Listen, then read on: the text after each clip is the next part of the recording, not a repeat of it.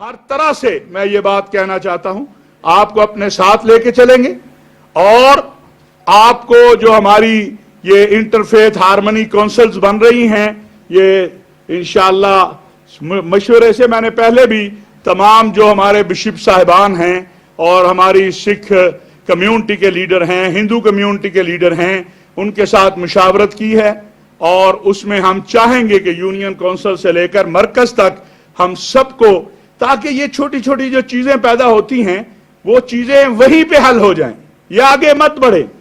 और ये जो लोग पाकिस्तान के खिलाफ प्रोपेगेंडा करते हैं कि यहां मजहबी आजादी को मसला है या यहां फुला मसला है, मैं आज आपसे कहना चाहता हूं, मेरा सवाल है दुनिया से कि जब ये दहशतगर्दी की लहर आई, आपके चर्च भी निशाना बने, तो आपके लिए खून देने कौन आया? लाहौर युआनाबाद के अंदर जब खुदकश हमले हुए, हमारे मदारस के तलबा ने जाकर खून दिया है। जाके आप जनरल अस्पताल से पूछिए, सर्विस अस्पताल से पूछिए, पिशावर चर्च में जब हमला हुआ,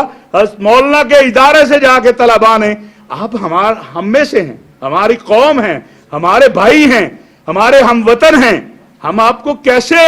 किसी को यह हक दे सकते हैं कि वो ये कहे कि आप इस मुल्क में, इस मुल्क के हमवतन होते हुए, इस मुल्क के शहरी होते हुए आप 2 नंबर शहरी हैं? कोई 2 नंबर शहरी नहीं है इस मुल्क का। हर शहरी इस मुल्क का 1 नंबर शहरी है। हर पाकिस्तानी इस मुल्क का उतना ही हक रखता है जो आयन और कानून ने दिया है, कोई उससे वो हक नहीं छीन सकता है। तो आपको एक बड़े जज्बे के साथ, एक बड़ी कुव्वत के साथ मजबूत बनाना है अपने आप को। और मैं ये भी कहूंगा कि अगर कोई शख्स, हमने वकला से भी बात की है, खत्म नबूवत वकला फोरम वालों से भी बात की है, उलमा से भी बात की है, कि अगर कोई शख्स तौहीन रिसालत का कानून हो या कोई और गैर कानून, अगर वो उसको मिस यूज करता है, गलत इस्तेमाल करने की कोशिश करता है, तो हम सब मिलकर उसे रोकेंगे इंशाअल्लाह। और अभी मैंने 2 हफ्ते पहले लाहौर में जब 6 मसीही वर्कर्स थे, उनको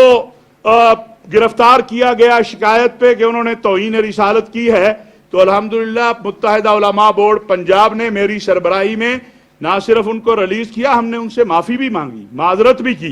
क्योंकि मेरे आका अलैहिस्सलातु वस्सलाम जो खाली मेरे नहीं हैं, जो आपके भी हैं, क्योंकि वो रहमत का पैगाम लेकर आए हैं, तो